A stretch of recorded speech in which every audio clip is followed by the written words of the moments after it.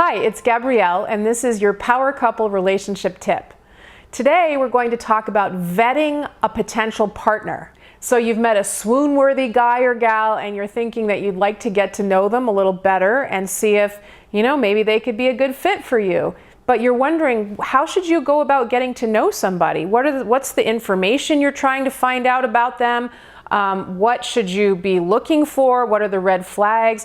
How do you make sure that this person is actually going to be a potential mate for you? So that's what we're going to be talking about today. Now, if you're enjoying these videos, please remember to hit the subscribe button and give this a thumbs up. And also, please leave me any questions or comments you have about this topic below. I love to hear from you. Now, you can have a really great list of all the qualities that you would like to see in a potential mate. But the fact is, the part of you that picks the person that you were attracted to and would like to get to know more is not the part of you that makes that very rational, well thought out list.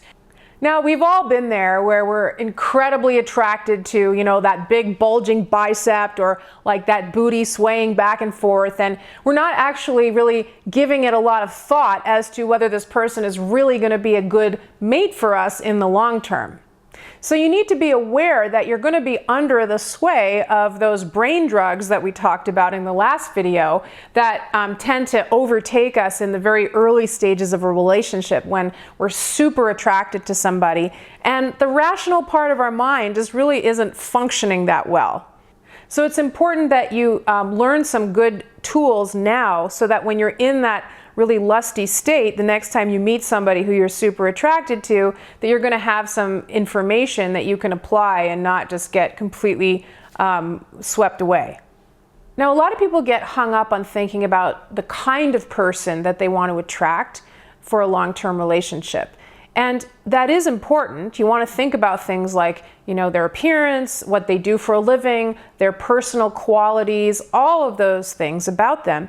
But what a lot of people don't realize is that what's really more important than the kind of person you want to attract is the kind of relationship that you'd like to create with that person. Every day in my office, working with couples in couples therapy, I see that people are upset because they never talked about the rules of how they want to relate. And so they have all kinds of assumptions about what they think their partner should be doing and how they should be treated and things like that. But they never actually sat down and agreed to those things. And now they're expecting their partner to behave a certain way when they never even talked about it. So what I counsel people to do is that before you even get into a relationship with somebody, to have a conversation up front with that person about the kind of relationship you're looking for. Now, this can be a really hard thing to do because you might think that this is going to scare off a potential person, that maybe you're going to come off as needy or not any fun or something like that. But if that's really the way that affects the person that you're on a date with, then it's actually better that you know that now. A lot of people, especially women, make the mistake of thinking that they should try to conform to what they think a man wants from them. And there's a lot of dating advice out there that tells women, don't be too, don't put too much pressure on the guy, don't call too much, make him think that you're only moderately interested in him, let him come to you because you don't want to scare him off.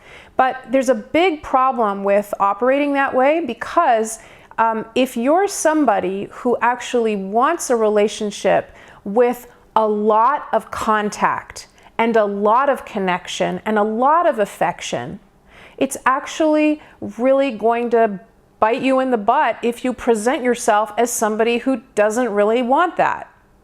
So you might be a person who actually needs a lot of reassurance that your partner loves you and a lot of affection. And if that is you, it's important that you're actually upfront with a potential partner pretty early on about that. Now, you might worry that that's going to make you sound needy, but actually the opposite is true. Because if you come out proactively and you tell a potential partner about the kind of person you are in a very level-headed, sober kind of way, that's actually going to make you sound very assertive and very self-confident because you know yourself. And the other great thing about doing that is that you're setting a tone for the kind of relationship that you would like to have by modeling it. And by that, I mean that you're modeling open communication about your needs with that potential partner.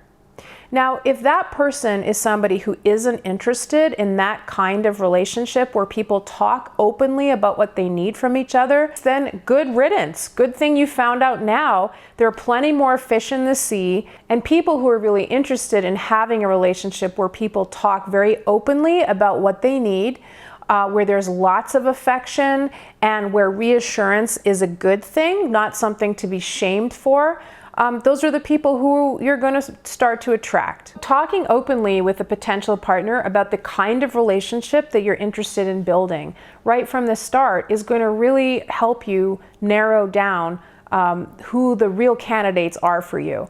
And so talking about things like, I want to have a relationship that's based on complete honesty between both people. I want to have a relationship where we comfort each other when we're upset. If you start putting ideas out there like that to people, anybody who's not interested is going to run screaming in the opposite direction, and that way you know this is not the right person for you. So there are plenty of people, both men and women, who really value a relationship and want to talk about it right from the beginning. So if you're at the point that you're really looking for a long-term, committed, intimate relationship, it's important that you reflect on the kind of relationship that you want to have with somebody and the principles that you would like the relationship to be based on.